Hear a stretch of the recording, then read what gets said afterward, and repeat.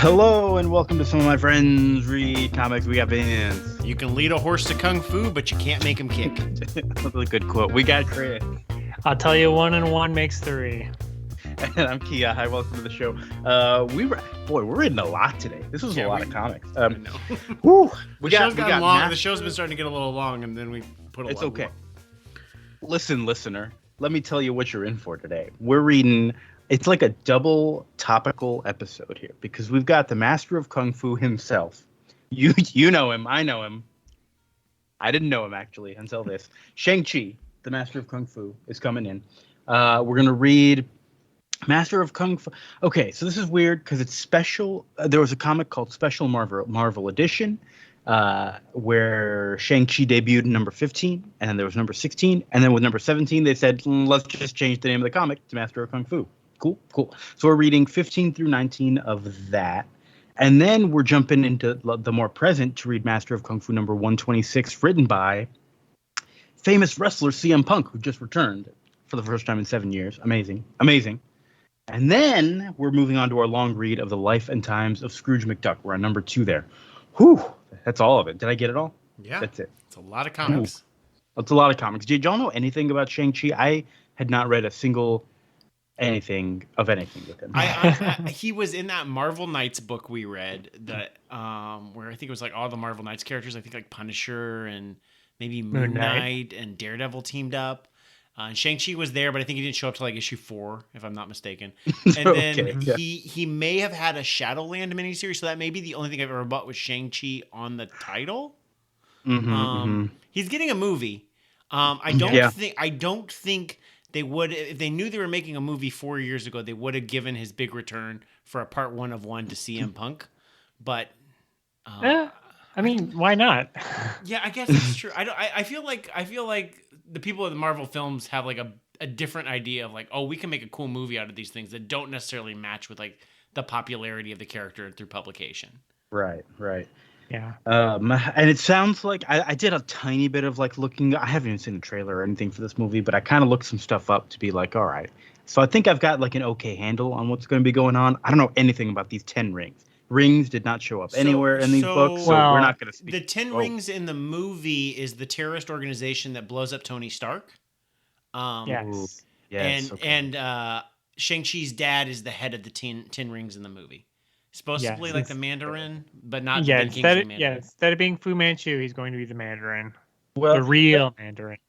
What I wanted to also, it sounds like maybe they've switched it to the Mandarin because in these comics, his dad is Fu Manchu, who in all the issues at the beginning it says special thanks to, what's the guy's name? I wrote it down somewhere.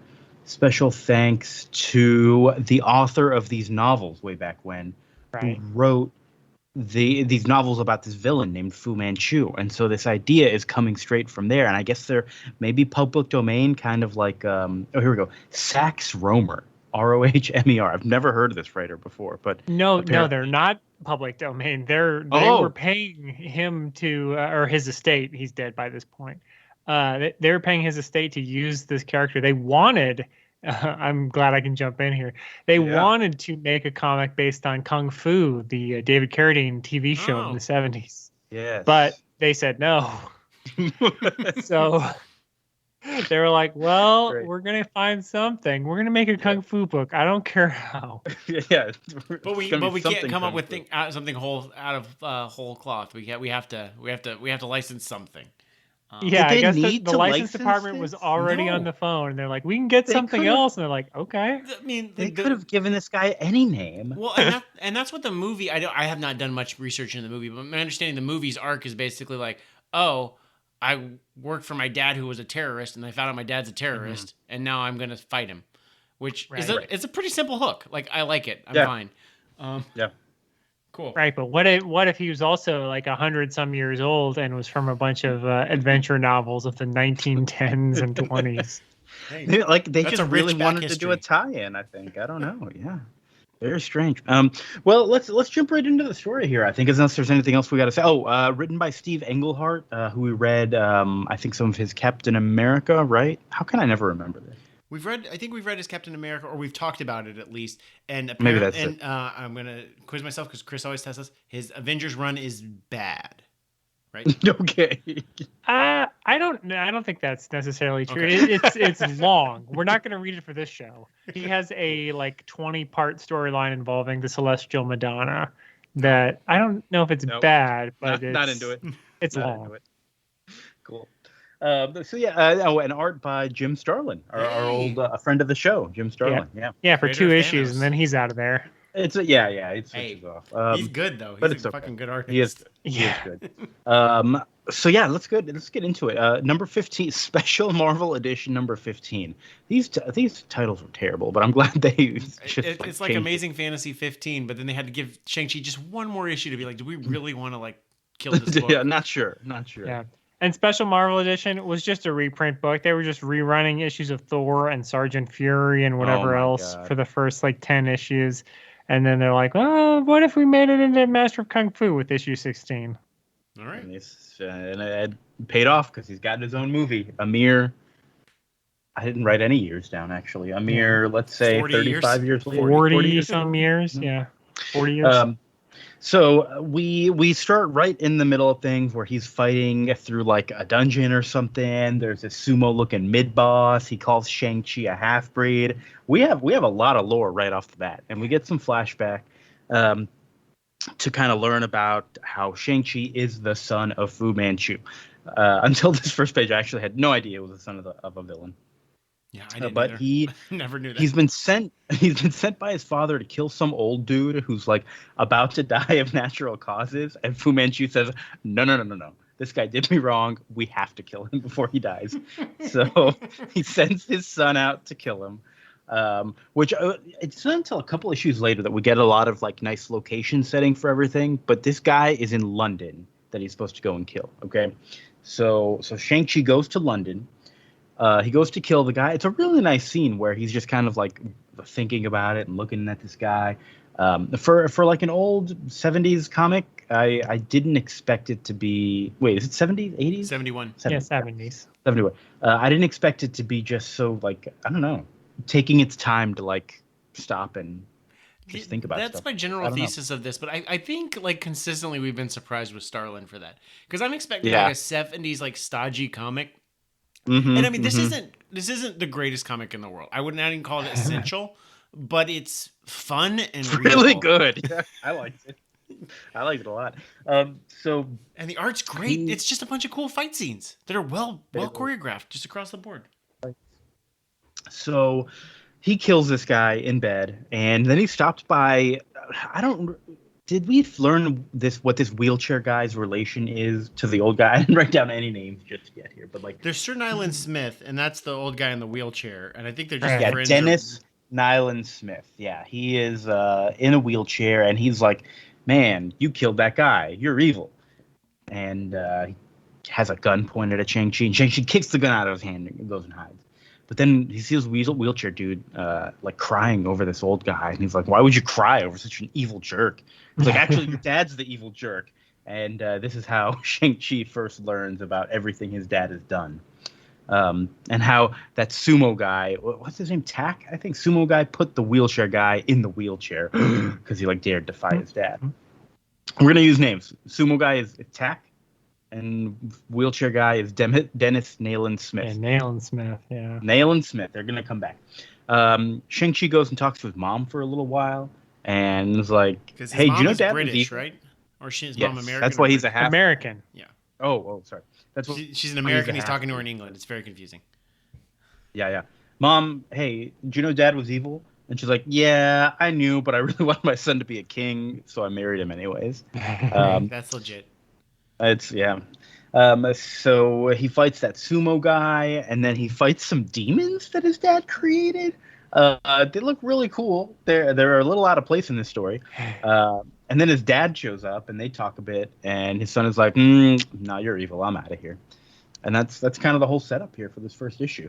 I feel like I thought more happened in this issue, but I guess it's just kind of the story really does keep on going. A lot of things though. That's 7 or 8 different scenes and multiple conflicts. It's good stuff. I guess let's just jump straight into the next one. It all does connect, so we can always talk more as stuff comes up. But special Marvel Edition number 16. The first thing I wrote is that I didn't like the racial slurs. They started here, and there were a lot of them. I'd be okay with racial slurs if they weren't written by white people. Yeah.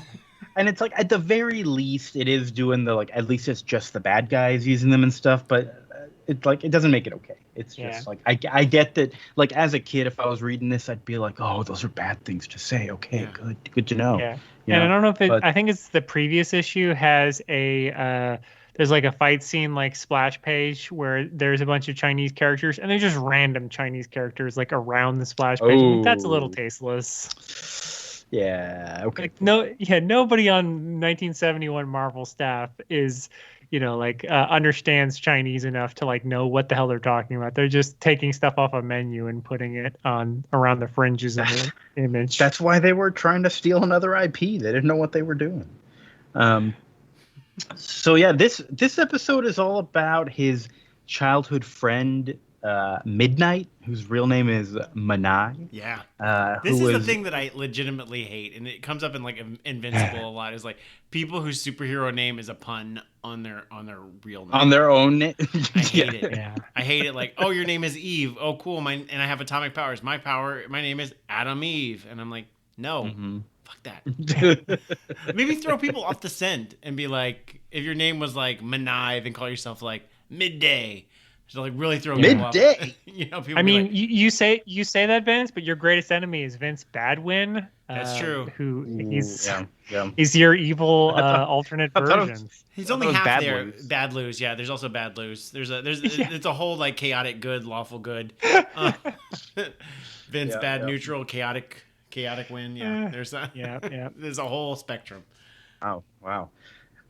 So this guy like was found by his dad in a raised village, and the sumo guy was about to kill him, but Fu Manchu was like, no, wait a minute, this little baby's crying, but it has no tears. He's crying out of hatred for the people who did this. I can take him and I can shape him into what I want him to be.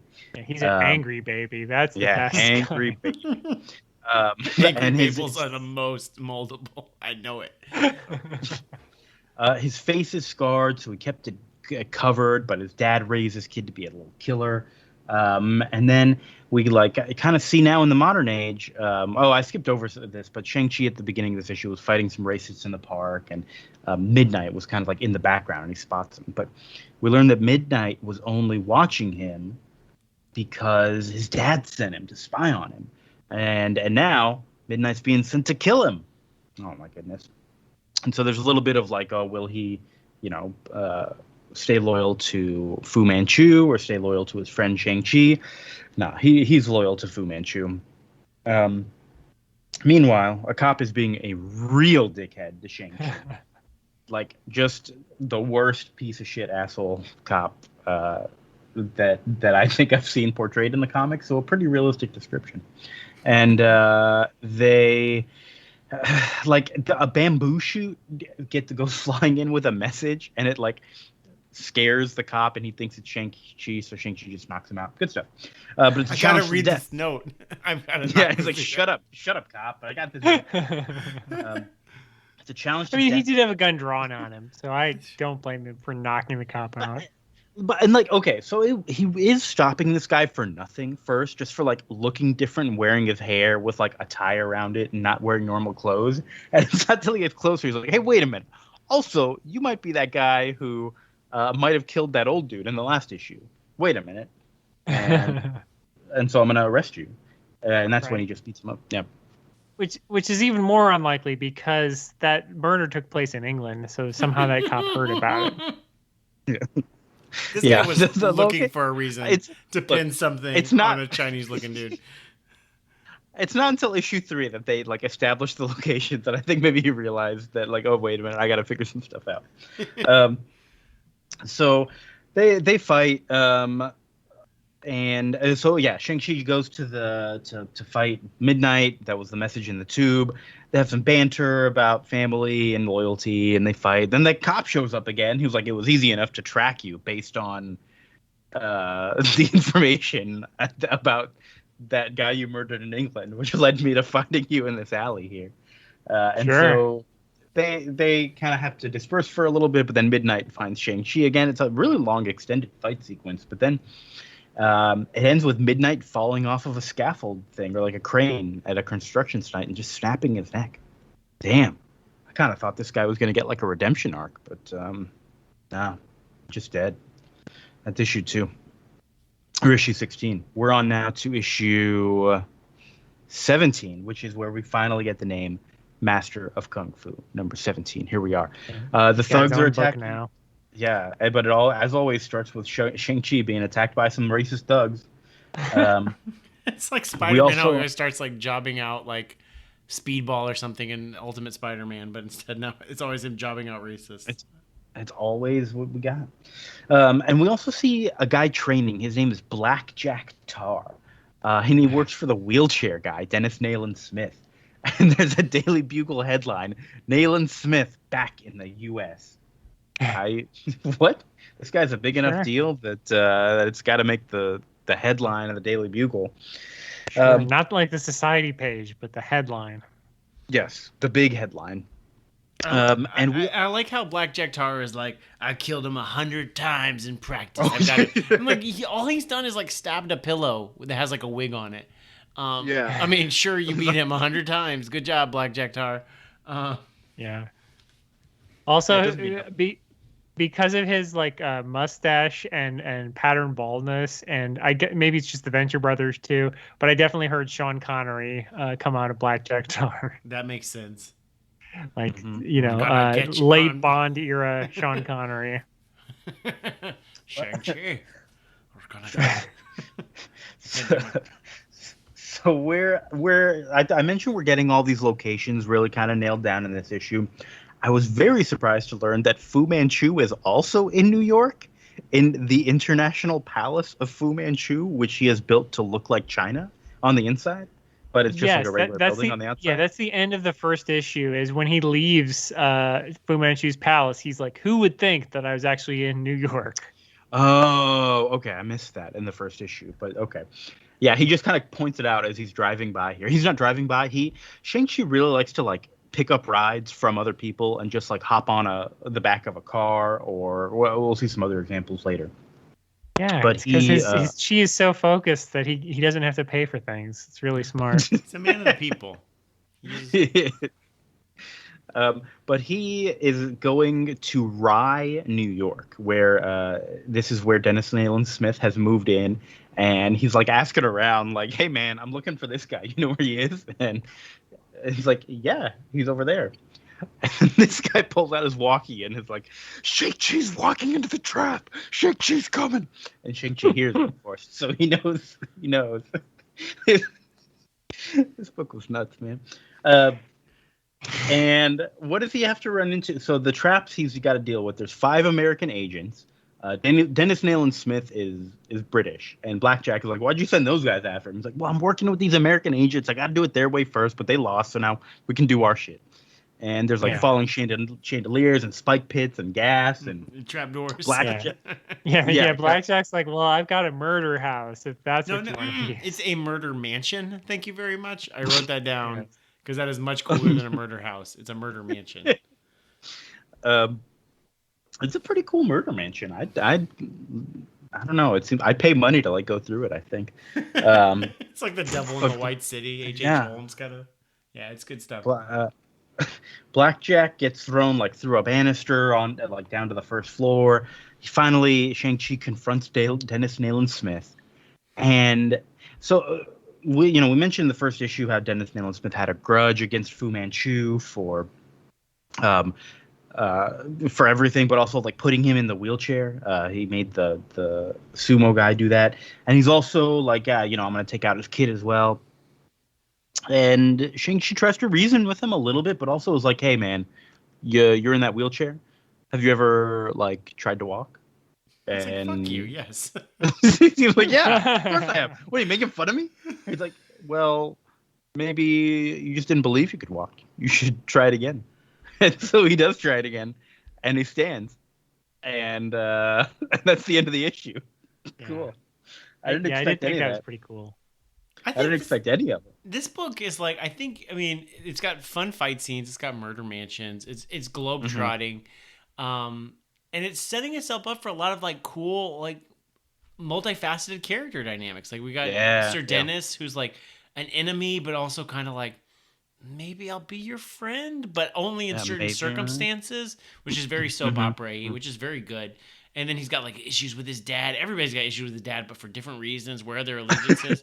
It's a lot of like he's fighting a lot of different things on multi angles, and I really enjoy it. It's and Shang-Chi is this like fish out of water where he's just like, well, have you thought about this? You know, have you tried this? Like he's very much like a pragmatist where he's like, he's studied all these things with his father, but he's never lived in the real world. So it's fun to kind of see, you know, it's obviously Marvel has done it lots of times before, but yeah, I think it's a fun way to make it a little less racist than it otherwise might be. That like he has no idea how the world works. Yeah. So I think we're on to Master of Kung Fu number 18 now, the fourth issue we read. And the artist did switch. It's Paul Gulasi for this one, who we just read the other day, right? With Black Widow. I can't remember the writer anymore, but he definitely did the black and white issue of the Black Widow Web of Intrigue. Yes.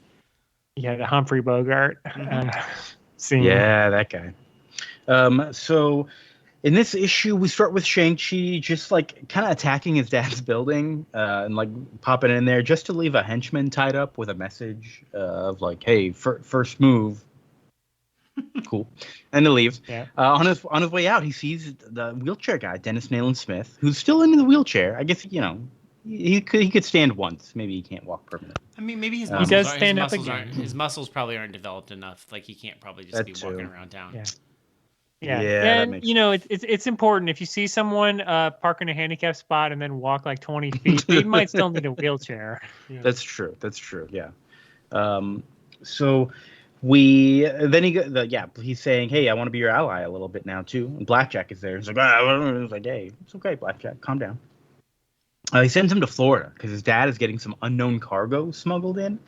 And he also says, like, I can get you to Florida. I can get you a plane. He's like, no, man, I got it by myself. And he sneaks onto the baggage hold of the plane. His rationale is like, Nayland Smith, like, feels like he may owe me, but I'm not going to waste his favor on this plane. Yeah. Oh, that's good. Yeah. Makes sense. But it's like, man, that could have not gone your way. What if there wasn't a plane to Florida that you could just, like, find? Well, I guess just hopped on the back of a bunch of trucks and got his way out of Florida. Yeah. Down I-89? I don't know. I don't honestly know that. He would have missed the shipment, I think, doing that. Right. And we do see he's like borderline has superpowers because he's just like, oh, I'll be fine in the cargo hold. And he's like, oh, the air's getting a little thin. I'll just put myself in a trance for a minute. And you're like, wait, what? He's good, man. He knows what he's doing. So he shows up in Florida and he's like, it's a nice scene where he's just kind of like waiting. And he's enjoying the scenery. He's like, man, I like these trees. What's this? Is that a lizard? Man, I like this lizard. And he just kind of likes stuff. That's all right. Yeah, he just grabs the lizard, which again, I guess shows how quick he is that he can just grab. Those lizards are fast as hell. He's good at grabbing them. I couldn't grab a lizard. No. But his dad... I'd have to trick the lizard into coming into my hand. Oh, yeah. Have you ever tricked a lizard before? How often do you trick lizards? Many times. Yeah. Constantly. Love to trick them. We got a lot of animals in this issue. His dad also has like a lemur on his shoulder. I think that's what it is, named Pecco. Is that? I thought it was a lemur, but I'm just guessing here. What did y'all think it was? I thought it was a monkey. And then because there's a monkey in the CM Punk issue, I thought it was the same monkey. It's not the same monkey. It's not the same monkey. Sure. Yeah. But yeah, this other monkey, it doesn't look like a regular monkey though. So that's why I thought maybe lemur, but I don't know what it could be. But he doesn't do a whole lot, but, so Shang-Chi shows up and there's like this big boat coming in and he kind of breaks into the boat and he gets in there and he smells gasoline in the cargo hold. And he's like, all right, what is this? But he realizes, oh my God, it's just there to cover the scent of my dad's famous sedative, mimosa.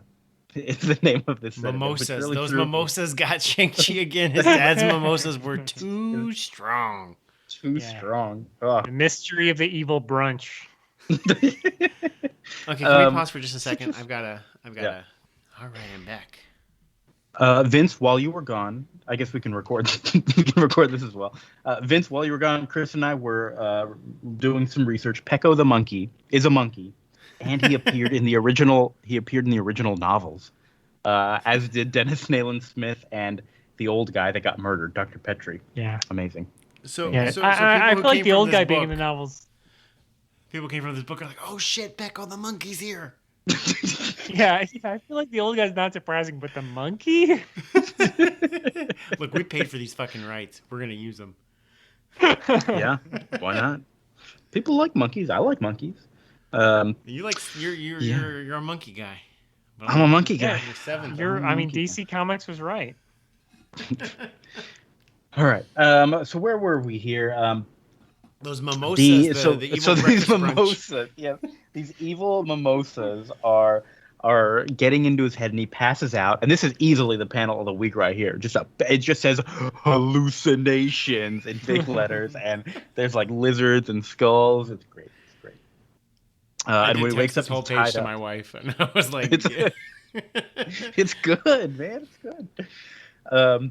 But he wakes up, he's tied up. Fu Manchu tells us his plan, which is his plan was he was going to meet with like the owner of a gasoline company. He had enough mimosa with him to like get this guy to be on his side, because it's also like a mind control drug.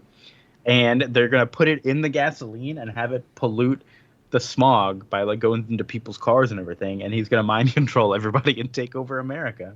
Man, Sure. I'm into this plan. It's a good plan. it's a Persian silk tree, apparently, is what the mimosa plant is. I didn't hear that. Persian silk tree. Interesting. Yeah. I should know this. I'm ashamed. But we get this henchman from earlier that Shang-Chi strung up, and that guy has failed. And so Fu Manchu is like, all right, you failure, come here. You're going to take this other experimental drug that I have. It's going to give him super speed, but it's also going to kill him in 9 minutes. So this guy is just like a raging lunatic now with his super speed powers that he has, and it feels like his skin is burning. And even tied up, Shang-Chi is just like kind of able to outmaneuver him and outfight him a little bit. And this guy, maybe this is the panel of the week, where this guy just lights his face on fire and he screams and he goes running into a room full of gunpowder.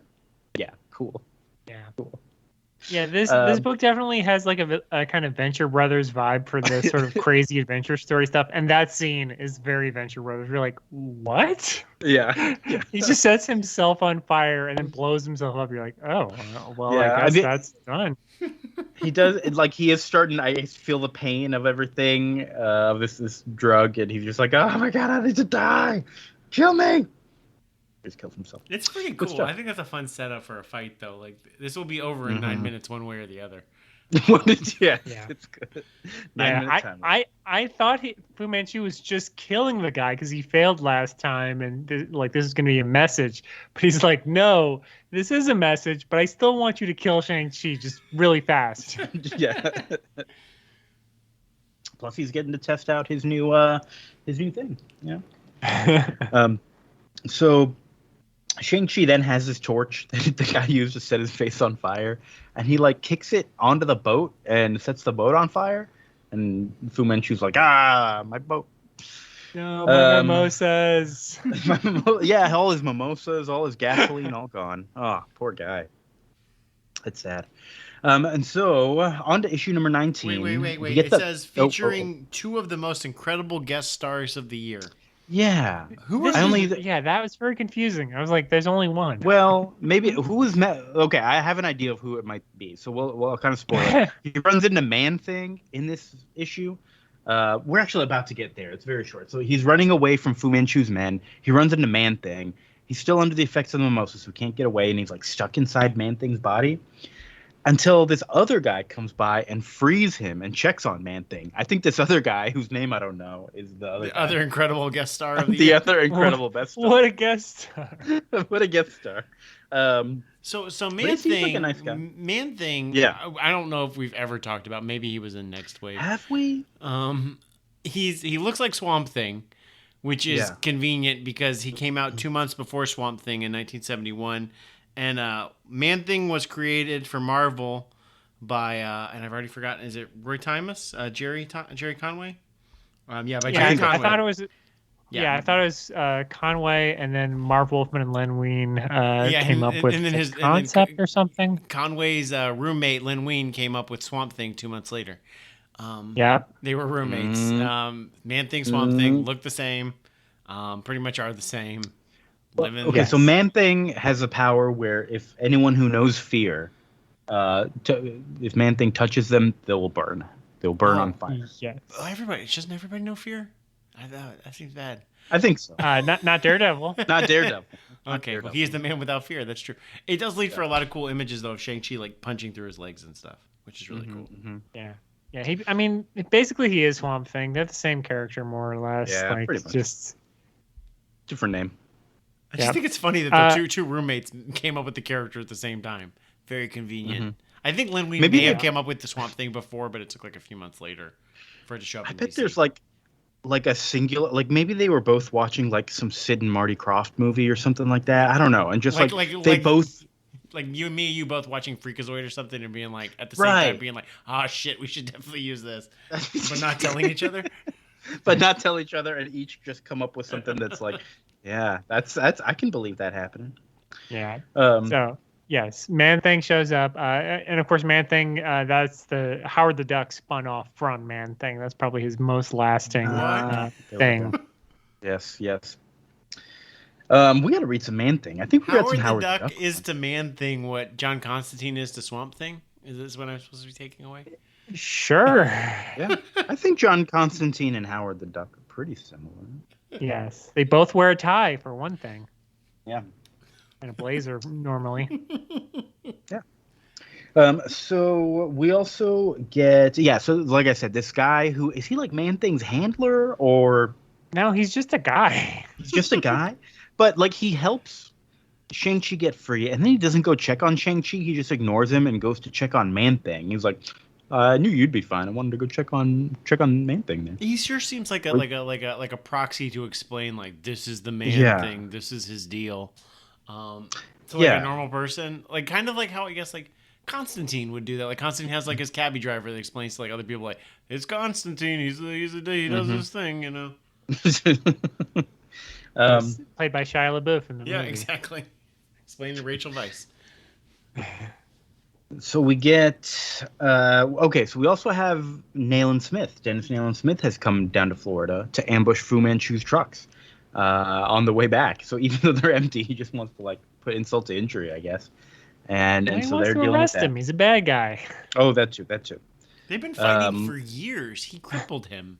He definitely is. Yeah. I mean, maybe he lied to Shang-Chi, and Shang-Chi's, and this is like part of his pawn. That's another good story that would possibly happen. But no. But I think especially here when you see these people showing up to like deal with Fu Manchu separate from Shang-Chi, I think that's when I really started to get like the multi-layered kind of stuff that you were talking about, Vince. There's different folks at play with different objectives and different everything, and there's a lot of different ways stuff can go, which I really like. And then Man-Thing. So Shang-Chi's new friend gets shot in the leg by 2 arrows, and it's the dad's guards who have caught up with him. And Shang-Chi's in trouble, but Man-Thing shows up to help, and we get a really nice big panel of whoever knows fear burns at the Man-Thing's touch, fire. And it's pretty good. Ultimately, I think this was the most kind of throwaway issue of all the ones that we read. But yeah, I mean, overall, it still kind of moved the story forward just a little bit, and overall, pretty nice. Yeah, and then Fu Manchu gets away, even though they pull over the trucks and they arrest all the goons. What's his name? Blackjack is you're under arrest, Fu Manchu. And then he just looks in the passenger seat. He's like, where the hell did he go? And he's just where did he go? Magic, that Fu Manchu guy. Magic. So yeah, we're gonna jump over to Master of Kung Fu 126, but I guess do we want to say anything about these classic ones first? I was really pleasantly surprised by how good they were. Yeah, I mean, I think my thesis is still pretty much the same. Like, these are not essential comics; they're not the greatest comics, but they definitely have like a good setup. I think that like there's a lot of good fronts for stories. I could see why you'd pull this for a movie to be like, oh, we can do some shit with this. Like, there's a lot of things going on. Shang-Chi makes Shang-Chi a little more fun. My biggest issue is like, I don't still get much vibe into who Shang-Chi is, or like, Yeah. I don't really care. Or maybe I do know what his deal is, but I don't care about his deal. Well, he's just a very generic protagonist that doesn't have any real friends to talk to, I guess. Yeah, that's and the Peter Parker season 1 problem. He has no friends. Yeah, all of it, and all of his talk that he does with anybody is just all business. And so we don't really see anything that's outside of that. So like in the movie, they had Aquafina, who's like a bus driver who's going to be silly with him, I guess. So that makes sense. To make him less all business. Yeah, he probably needs someone to bounce things off of, even if it's just like a Leon. Maybe Leon's a bad example, but even if it's just like just someone who's like, oh, he's like renting a room in a place, and this is his new friend. That's at least something where he could have someone to talk to, because right now he's just kind of like, I don't know the ways of New York, and he's basically like living in Central Park, and I don't know what he's doing to like shower and otherwise take care of his hygiene. But I think compared to like when we read like Iron Fist, and we've read like a lot of these like first 6 issues of Heroes and stuff, especially from like the 60s and 70s, like this is in the definitely like top 25% of these, I would say. Yeah, like, we've read a lot of these things. I did not like Iron Fist. And that's interesting too, because I don't think this is that different from Iron Fist. I think maybe your just taste has expanded to where you're more willing to put up with I also like junk. Jim Starlin a lot more than I like Chris Claremont. I would say these comics are written a lot differently just from all the others. Even it's not just the plotting, and I think a lot of that is similar, but I don't know what it is. There's something they're much more willing to just let the panels speak for themselves sometimes and not feel the need to overwrite the book, which I think is what I get from a lot of 70s comics. But Chris also may be right that like literally like I don't remember what happened in like the last 4 pages of any of these issues, because it just was kind of like I don't either. It was kind of like throwaway, but I didn't care. I'm like, oh, it looks fine. All right, let's move on. Yeah. Whereas I would have been a little more angry 20 or 100 episodes ago. Yeah, which, like I said, that's what I said you should do for some of that stuff in the 70s anyway, where it's like, you read last issue, if it's reminding you of information you already have, just don't read it. Yeah, that's true. That's true. I got to trust myself. So, let's jump over to Master of Kung Fu number 126. This is by the famous CM Punk and artist Dalibor Talajic. I'm sorry if I got that pronunciation wrong. I don't think we've ever read anything else of his. Or anything of CM Punk's. Well, CM Punk doesn't really write very much, I don't think. Has he wrritten any other comic books? I didn't actually check. Or a Hulk, maybe? Amadeus Cho? Yeah, he did a Thor annual, and then he wrote like 6 issues of Drax. Oh, 6 issues. Wow.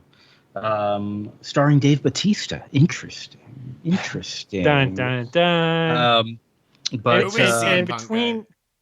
between the writer and artist, they've won, let's see, 2-time WWE champion, and how many times? That's just between the writer and artist.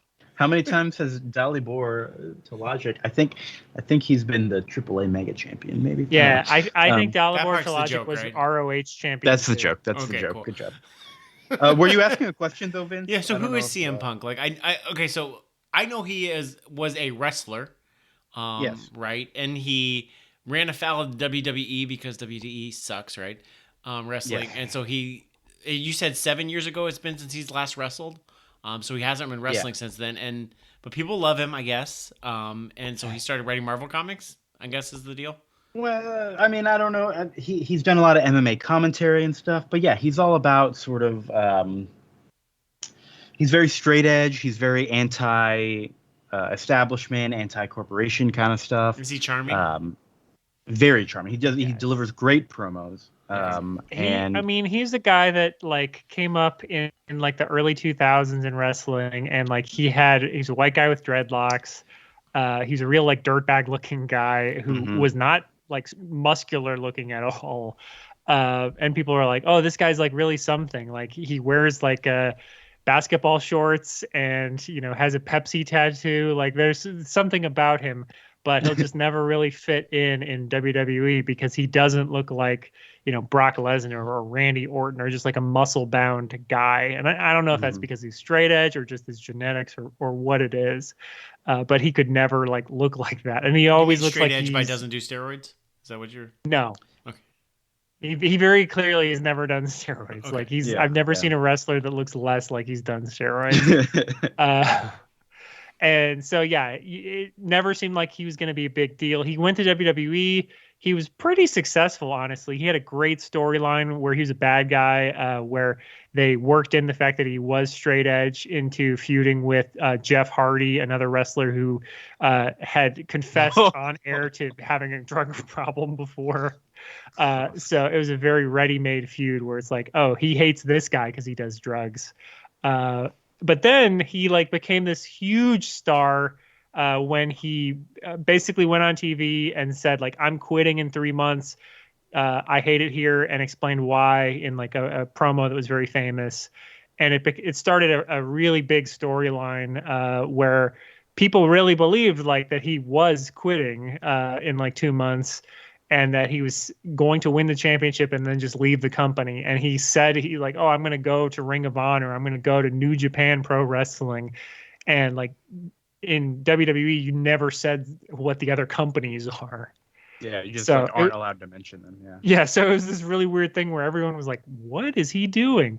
So, and then he wrestled John Cena at a pay-per-view. This was again 10 years ago. That was probably one of the craziest moments in wrestling of the past decade, right there with Daniel Bryan at WrestleMania, where the crowd was so crazy for him to win, even though he kind of should have been the bad guy because he's I'm quitting. I hate it here. But everyone loved him.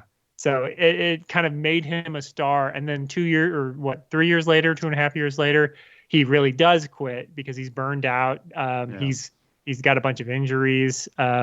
He's very unhappy with kind of the way things are going. It's clear that the WrestleMania plan is that he's going to wrestle Triple H and probably lose to him at WrestleMania. And he basically is no, I don't want to do that, and just quits. Yeah, and on top of that, they started dicking him around a lot because it's Vince McMahon hates a lot of things, and he loves to hire people that he hates so that he can show them getting beaten. And he really, especially his favorite thing to hate is when people get popular without his permission, because he would rather, he said, without him constructing it, the crowd just flocks to this person, and he doesn't anticipate it. He hates that. He hates it. He would much rather fail on his own ideas than succeed with somebody else's. That's a quote that he said before, and he is just as soon as CM Punk starts getting popular, it's okay, they kind of push him a little bit until it's whatever. And yeah, they end up firing him on his wedding day.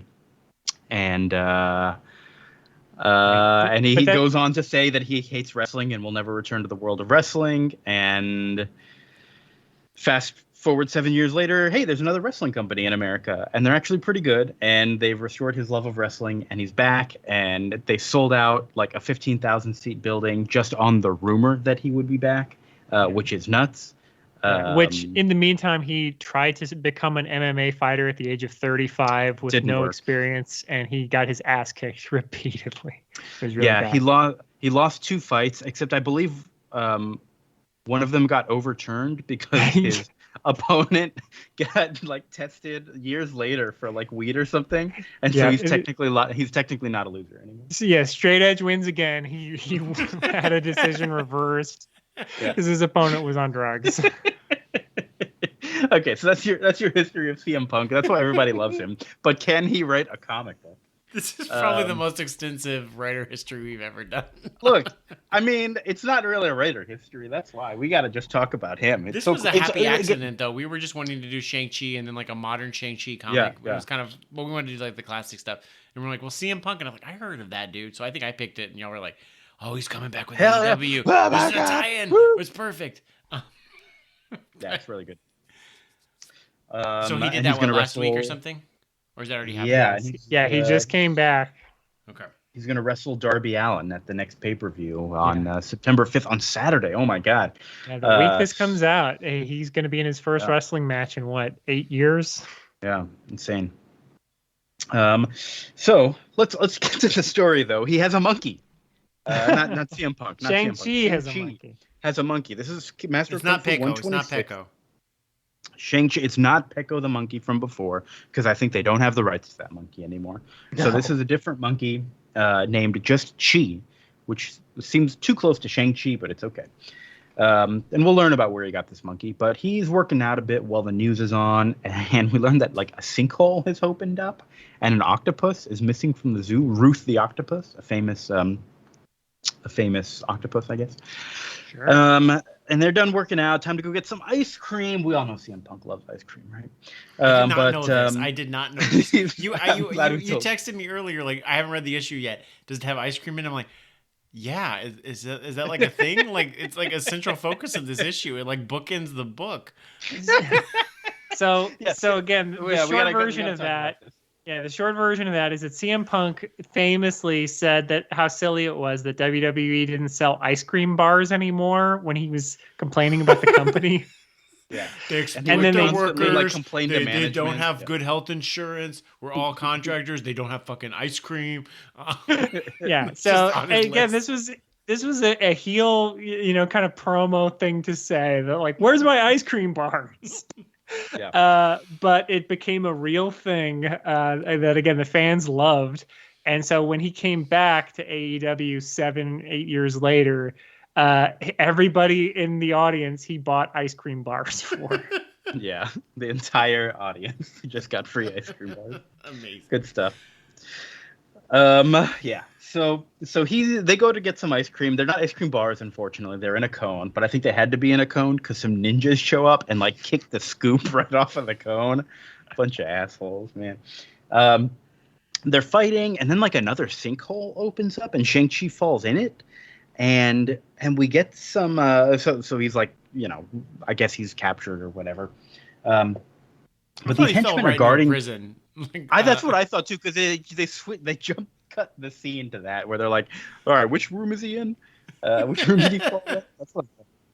But no, we get some henchmen bantering with each other, which I feel like that's like anytime there's a celebrity guest writer, they love to use that, don't they? I think it feels like it's like the stand-up shtick of like, yeah, how does Superman wear his pants? And then like, well, we're obviously gonna fit that in. Wait, I have not heard that one. What is that? I don't know. My yes and improv kind of crapped out halfway through. What's the deal with Superman? Why does he do this? How does he put his pants on one leg at a time? No, Vince, this isn't a thing. But that like general vibe of like Jerry Seinfeld asking a bunch of jokes about Superman. Like obviously he'd work that in. Which Shang-Chi in the original series we ran, when he fought those racists at the beginning of, I think, the 3rd issue or the 4th, he beats up 2 of them, and the 3rd is like, no, man, I'm out of here, and just takes off, which I thought was a genuinely funny scene. So I was like, oh, good, more henchmen, anecdotes. Yeah, there's a lot of comedy throughout this book here. So they're supposed to be guarding the cell while they wait for Dr. Dr. Mel Prasis, which sounds a lot like Dr. Malpractice, and they're like talking about this, and it's like, dude, it's an evil doctor named Dr. Malpractice. He's not that evil. It's not that close. I was like, not. I don't quite. It's really not that close. Yeah. It does. I actually heard it wasn't until now that I said it out loud. I heard it before they said malpractice. I'm like, that seems very close to malpractice. They're, just going out of your way to say malpractice. But I also come up with a lot of dad jokes that don't hit. So I recognize where they were going. But yeah, it doesn't seem, it's not accurate enough for me to be like, this isn't Pamela Isley turning into Poison Ivy or Harleen Quinn. That one was lazy, but at least it made sense. Yeah. So anyway, they're guarding this door, and go ahead, Chris.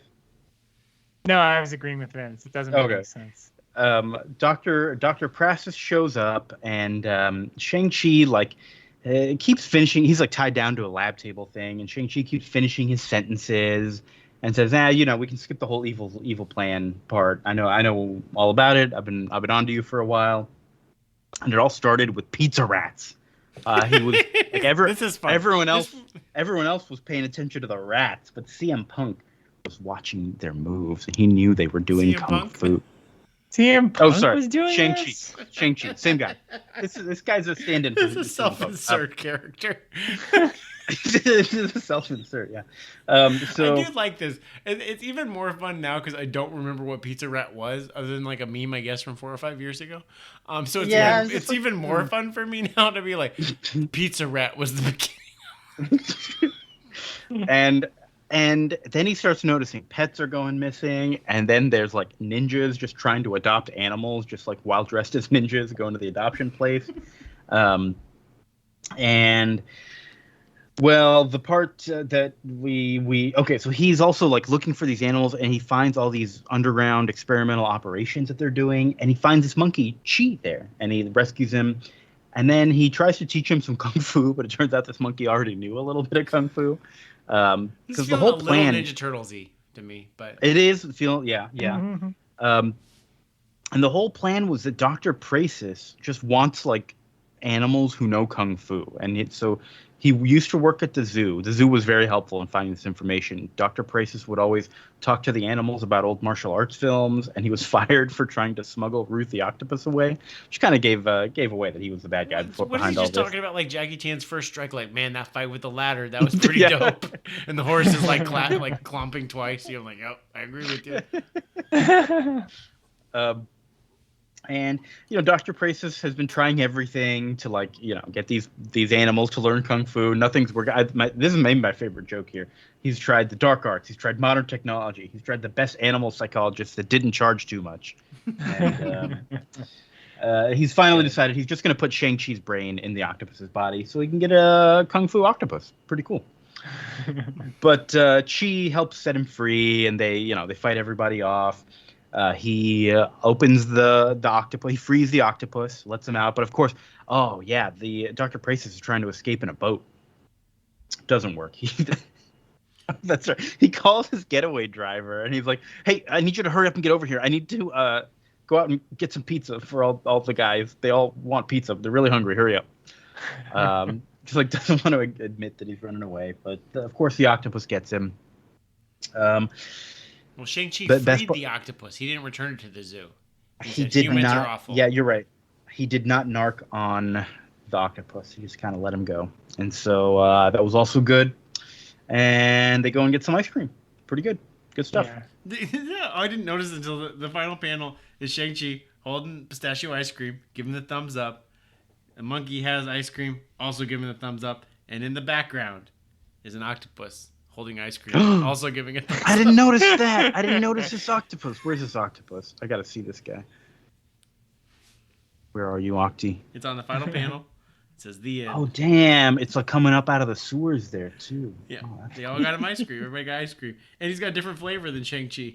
So he clearly made an order. Got his own. Wow. He was like, I don't want the pistachio. I got a nut allergy. I need strawberry. Makes sense. Octopus. Yeah, a very light kind of read, but I thought it was fun. Yeah, I mean, this is kind of exactly what you want out of a guest writer, to just do something fun and silly, and yeah, really good. I did not know CM Punk could write. Congratulations. I guess he can write a promo, so it makes sense. But I think so. Did we actually learn? We learned a little bit more about Shang-Chi's personality. He likes animals and he hates cops, but maybe that's just CM Punk. So I don't feel like is that most of New Yorkers at Prospect Park? We like animals. We don't like cops. I think that's about right. Yeah, I mean, CM Punk famously a Chicagoan, so how does he know? Yeah, why didn't this story take place in Chicago? I thought that was I don't know, but he gets it.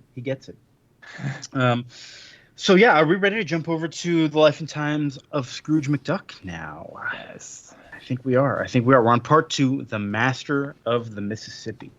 And these Scrooge books, not very high on page count, but they pack a lot in. This one was double linked because all the other ones are like 15, 16 pages, and this one in the big collection, the last one was 16 pages. This one goes from page 17 to 47.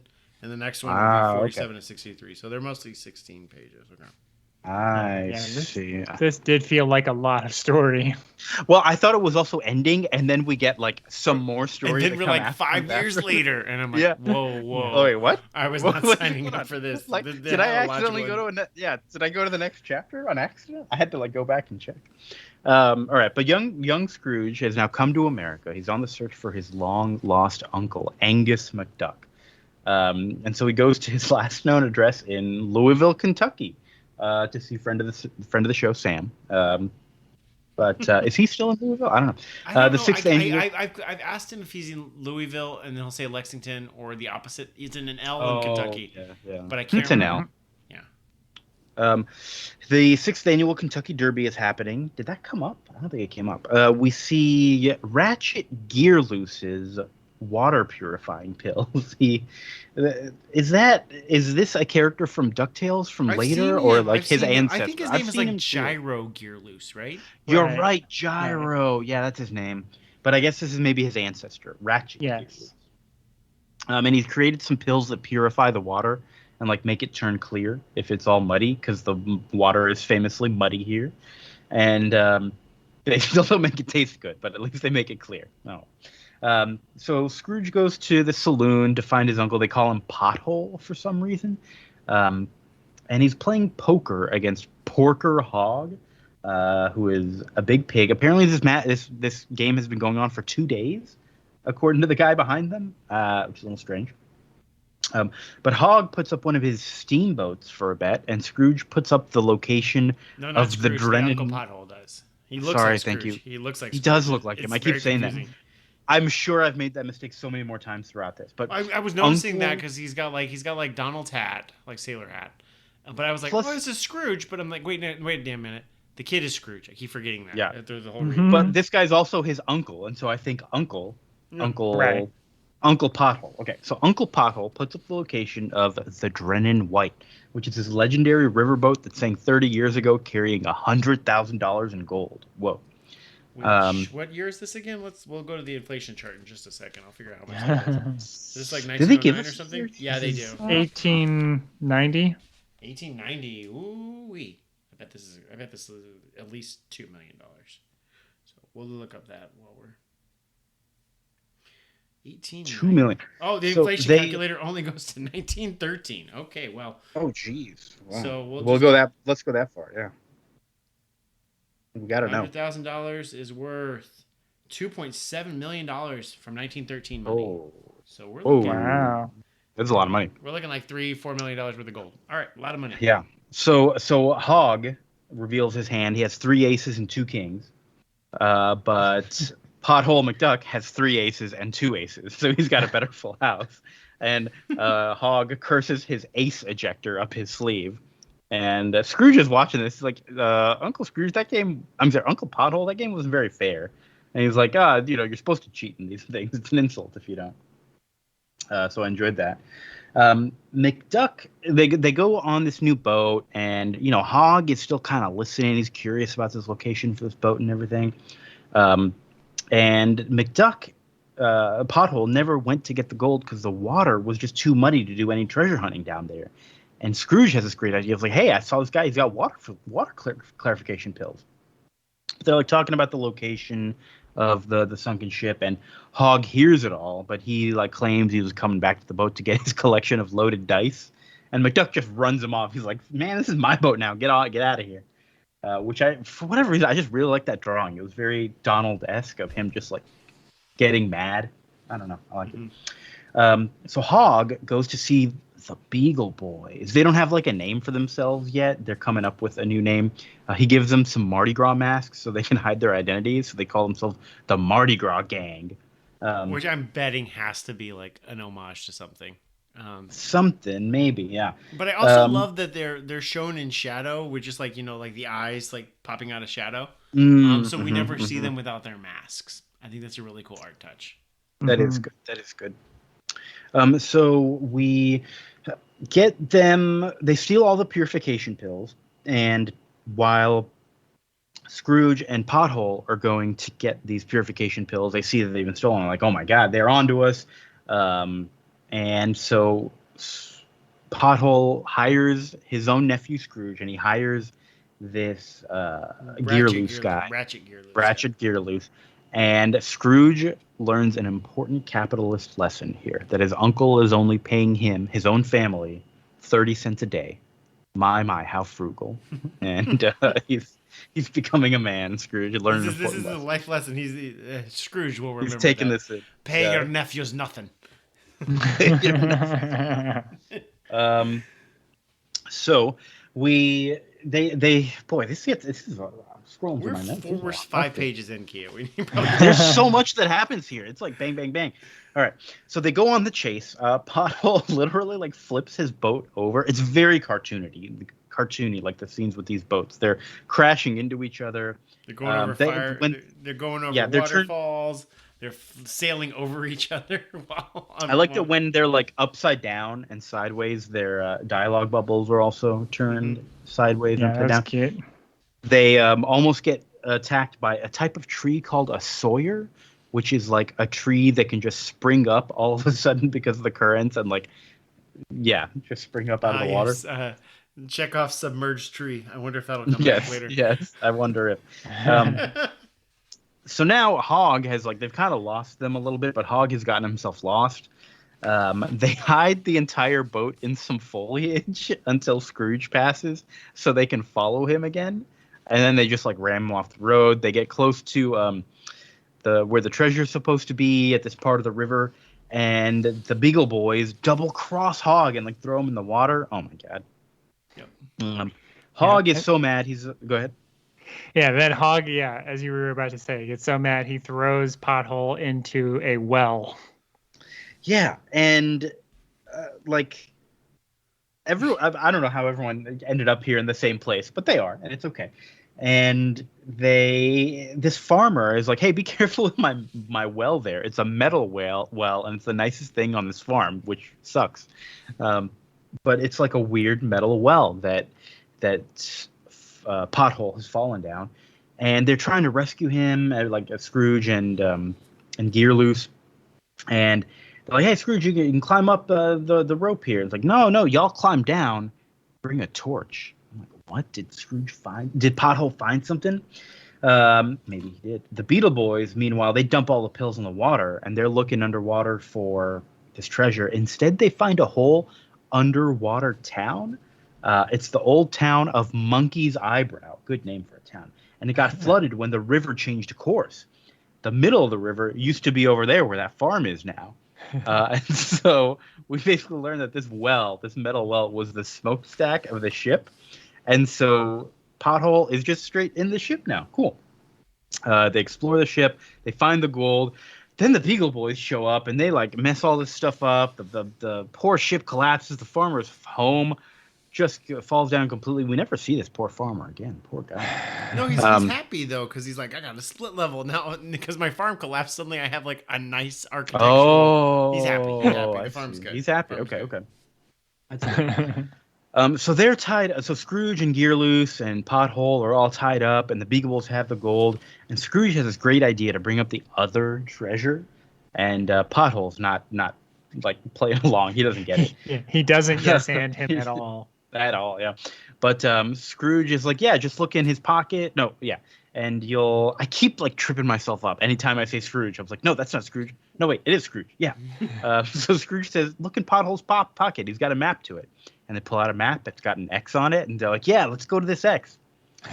Turns out that X is where Scrooge mapped where the Sawyer tree was located. So they go to this spot and just kind of wait there until this tree attacks them. Brilliant.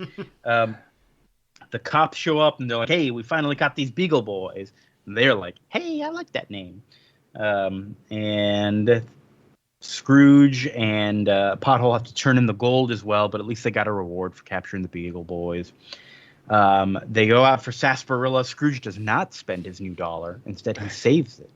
And Pothole is like, what are you going to do? Fill a coal bin full of those? You're giving him an idea. Pothole then, as a nice little epilogue, sells the boat to Scrooge. He retires. He writes dime store novels about beating up 37 Beagle Boys all by himself. This is where we thought this was the end. And then we get 4 more pages where the Beagle Boys come back and take all his gold and try to blow up his boat, and it backfires on them because the whole boat explodes towards them and destroys their hideout and sends them straight to the cops. And Scrooge has to start back at square one, and he has to travel west. I took very little notes here because I was like, I thought this was done. I'm not taking more notes, damn it. Yeah, I do love that scene where one of the Beagle Boys opens the door and just sees a river of water and just a riverboat coming at them. I was like, what the hell? It's like, why can't you have some faith in us once in a while? Nope. Yeah.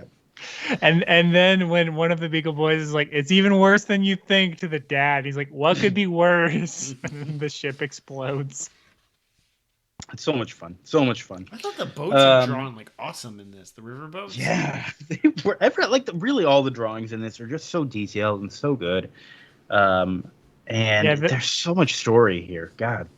Yeah, the Drennan White looks so cool, the way it's kind of Titanic or whatever, where it's got the sort of twin staircase, but it's all been kind of molded over or whatever by cave formation stuff. It's really cool. Yeah, I liked it a lot. Second issue. I think I kind of like this one a little bit better than the first one, maybe. Although I liked how the first one was a little bit more focused, maybe. I don't know. I didn't maybe like just that. because I didn't like it had the false ending. Exactly. Yeah. I think that miffed me a little, but also at the same time, I'm like, this was a good swashbuckling adventure. This is the kind of stuff I just watched the Jungle Cruise movie, and I got that kind of vibe from here. It's a little bit of 2 riverboats competing against each other on the river. It worked for me. Yeah. I like this a lot. It's good. It's good. All right. So yeah, it's fun, but will Scrooge ever make his fortune? Will he? Oh, yeah. I thought this was the start of it, but no, had to start over again. I bet this is also because maybe throughout the old comics, Scrooge has mentioned all the different ways that he started to make money, and how can they all be true? Well, if he's had to start over and over, that kind of makes sense to me. And did you guys read the version that has Carl Barks' notes about the stuff he's pulling this from? No. I don't think so. Yeah, mine had a 1-page thing. He mentions that the town with the silly monkey's eyebrow thing is real. The river changing course is real. The Drennan White legend is real. And then he says that he got this story about Pothole and pork or hog or whatever. That's because there's a 50s Uncle Scrooge comic where Uncle Scrooge is met by the son or the grandson of Hog, who's our families have been feuding for 75 years. We have to have a riverboat race to finally settle this. So he's like, oh, okay, then I'll have a riverboat race be referenced. Makes sense. This Makes book sense. would definitely do with I only know it from Alan Moore books, but the From Hell, how it has the back half of it is just annotations. This book could really benefit from something awesome like that, just a shit ton of annotations. Yeah, I mean, I think the original publication had those pages because it was in the issues. I mean, these were originally just published in Uncle Scrooge comics, in the 90s, where you could literally. I mean, I'm sure they're expensive now. You could just buy the single issues of these things, and it would have that stuff. But yeah, it's that you need an appendix or something because there's a lot. This is all referencing Don Rosa, Uncle Scrooge stuff. Oh, I do have that version as well, Vince. I can get that to you, just so you can see these as well. I'm finding because this is the second time I'm going through the issue, and I'm starting to notice art that I hadn't noticed before, fish in in the pig's pocket, being oh, that's weird, just making dumb reactions. Yeah. And stuff. Did y'all? And that's did y'all notice under the poker table? Under the poker table while they're playing poker, at one point there's a dude just kind of sleeping there, and at one point Scrooge just Pothole slams down on the table, and this dude who's sleeping under there gets hit in the head, and he's like, whoa, and you see him a few times, and he's under there whoa, and that's it. There's no anything. He's never mentioned. It's just a silly sight gag, but there's so many of these things. Yeah, there's a good sight gag that we didn't mention where Scrooge is like, "Which way is pothole?" And some dog character is like, "Oh, he's over there, but watch out for pickpockets." And the only thing you see, I guess, is he's got a pocket knife in his hand, and then the next frame is Scrooge is just like holding the handles of his suitcase, and the rest of it's been cut off. He's doing it. He's like doing it for a couple panels until he notices too. Yeah, and he's like, "What happened?" And then the same character does the same thing later. That is so easy to miss. Holy cow. Yeah, the same character does the same thing later to someone else. I think it's Hog or someone where he rips them off too. So wow, that's kind of shit that I would like absolutely like, when I read these things like multiple times, like as a kid, like that would have been like, yes, this is great. Yeah, it's like they don't skimp on the backgrounds. Basically, every scene is just so full. This was enough main story, like just like a story to like be talking about like Z level sight gags, which are still really good. Okay, here's my question: why was his name Pothole? It's probably just a random name that they. But they said he was looking for in a '50s comic. But he was looking for Angus. But like everybody calls him Pothole, and like there's a woman at the bar who calls him Potty, and I was trying to figure out. Maybe I'll read these annotation things. It could be. I mean, like I'm wondering if it's annotations. I'm wondering if it's like one of those like Stan Lee things where like Karl Barks just like forgot names, and then just had the same character. Because definitely like the nephews Huey, Dewey, and Louie's mom has multiple names, Della, Dumbella, and something else, and they tried to square it off. And I'm wondering if like my Uncle Pothole was referred to one issue, and then like another one was Angus, and it's like I'm just consolidating these characters. It doesn't look like he did exist. Oh, okay. So here's what it is. I'm looking through the little things. I guess they called him Uncle Pothole, and because it didn't sound very Scottish, he decided to call him Angus and say that Pothole was his nickname. There we go. There you go. So Pothole was first. Okay. That makes sense. Yeah, if he has a boat captain relative, they called him Pothole for some reason. Okay, well now we know. Ooh, this is good. I'm gonna read all these. I'm like into all this little history. Yeah, it's pretty cool. I read most of it for this issue. I didn't read it for the last issue. I had fun reading the annotations for Marvels when we did that too. Yeah. There's also now that I'm looking through these annotations, there's the letters DUCK written in every issue in a couple places, on the covers and the splash panels, I guess. And this gives you spoilers of where to find them. Oh, cool. Amazing. I'll have to look out for that because I have not noticed that. Neither have I. I'm going to look for DUCK. I'm going to read the answers. Oh, that's where it is. That's cool. But yeah, that's issue. It really. They're so full. Oh. But I think that's it for this episode. We'll be, of course, reading The Life and Times of Scrooge McDuck #3 next time. And we're going on to our main read of... what is it? Oh, Superman's Pal, Jimmy Olsen by Matt Fraction and Steve Lieber. Won the Eisner for Best Limited Series. It's a 12-issue. So we're going to read the first 6. Then we're going to decide if we want to keep reading. We're going to do it that way. 6 issues with an option for 6 more. Not that episode, though. Sometimes we do the option. Right, we might make it a 2-parter. Yeah.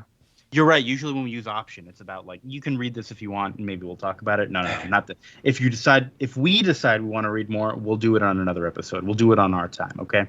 We're not going to let Superman's Pal Jimmy Olsen take any extra time from us. When did this come out? This year? It says 2019 to 2020 is what the DC Universe app says it was. So it's all in DC Universe app. So that's good. It should be easily accessible. Yeah, it should be easy to read. I don't know anything about this, really. I don't think we've read anything with Steve Lieber, really. Matt Fraction. Have we actually read anything with Matt Fraction yet? I don't honestly know. I mean, he's responsible for, like, Extremis. No, he's not. That's Warren Ellis. He's responsible for a pretty good Iron Man run, a really bad Fear Itself event. Casanova, Sex Criminals is great. Hawkeye, right? Yeah, he did do the Hawkeye with Pizza... yes. With Pizza Dog. Yeah, he did that. I mean, he's a pretty big writer. for the Marvel universe. I think one of like the big Marvel brain trust architects with like Bendis back in the mid 2000s did that good Iron Fist run that everybody seems to like. Yeah, that was good. Brubaker, yeah. And he did Batman and Gotham Central before that, right? No, that was Rucka and Brubaker, right? Oh, that was Rucka, and Yeah, I thought it was Brubaker and Fraction, but yeah, you're right. He might have had a Batman run in there too, but I don't. He might, but yeah. But he's been doing some DC stuff. But yeah, the Eisner Awards are like the Oscars of comics. Best limited series. I bet it's pretty good, all things considered. So I'm eager to check it out. Cool. Yeah. No, we have not read. Yeah, it's very strange that Matt Fraction has done so much, and as like a pretty modern guy, we just haven't read anything of his. So it'll be good to get to that. So yeah, that and Uncle Scrooge, and that's it. Cool. What else is going on for y'all, Vince? On our YouTube channel, all my friends are right here. The YouTube channel, I posted a new episode of That Was a Game about Super Luigi Brothers, which is a game where Super Mario Brothers 1, but Luigi is ROM hacked into it, and it's the official file created by. That was weird. I did watch this one, and it's like it's the same thing, but you're just going left. You're going left to right, yeah, or right to left, yeah. But and they put Luigi in it. All they did was change the title screen and the little like Luigi at the top instead of Mario. And the second player is also Luigi. It's very weird. It was made for the year. It was made for the 2013 Year of Luigi, for Luigi's 30th birthday, but it came out in 2014 because the Year of Luigi was 18 months. I don't know why. But there you go, and that's that you can find that on our All My Friends Are Right Here YouTube channel, along with every episode of this show. And we do take like episode suggestions and comments, and we love to hear what you say. That's the easiest way to get in contact with us. Yeah. Is our YouTube channel or our website, allmyfriendsareRightHere.com. I read those comments also. Cool. Chris, how about you? What's up? Well, first, let me say I heard that CM Punk quit wrestling because of the Year of Luigi. That was the straw that broke the camel's back. He hated it. He hated all the Luigi games, and he had to leave wrestling. I am on Your Stupid Minds. It is a bad movie podcast. Vince has been on it a few times, although reviewing movies people generally like. We will be doing some more stuff coming up here shortly. We most recently did a DMX Jet Li Cradle to the Grave, which was a lot of fun. We enjoyed that one. So even though we're a bad movie podcast, we don't hate these movies. We're having fun. And I was also, I don't know when it's coming out. I will also be a guest on another show. Vince, do you want to say the name of it because it's difficult to remember? Games My Mom Found with our friend Mike. He was on our Super Metroid comic episode. He has a podcast, Games My Mom Found. Their feed is mostly on retro video games. I'll be appearing on an episode in the next month or so. And they also cover comics and they cover films. I think they just did Captain Marvel, but they also are doing comics. And Chris, I believe you were on one of the comic-focused episodes. Yes, that's why it was hard to remember, because I was like, it's not comics my mom found, even though that would make more sense. Still games my mom found, but we're talking about a comic. Mm-hmm. Well, it's okay. This is a comic book podcast, and we're often talking about wrestling. Y'all talked about Sandman Volume 2. We talked about Sandman Volume 4, our last episode before the pandemic. And so... but I don't know if they've ever covered Volume 1. We sure as heck haven't. And Chris, you haven't either for them. So yes, I wasn't there, but they had covered it in the past. What happens if we eventually get to Volume 2? If we're going backwards, 4, 3, 2. Well, I'll be able to phone in my previous performance on that podcast. I'm probably doing like what the Beatles anthology did, where they just like splice in like. They have like modern day interviews and they splice in John Lennon interviews from like the 60s and 70s. We'll just splice in Chris's quotes and we'll talk around him. That's perfect. Good. Perfect. Right. Chris likes that idea. That'd be way more work for me. Yeah, 100% more work for you, 0% work for me. That's a lot of work.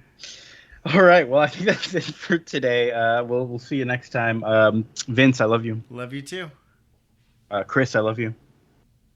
Sorry, I have to. The air is very thin. I have to go into a trance right now. We'll edit in an answer for you. And I am Kia. Thank you, everybody, for listening. We'll see you next time. Bye.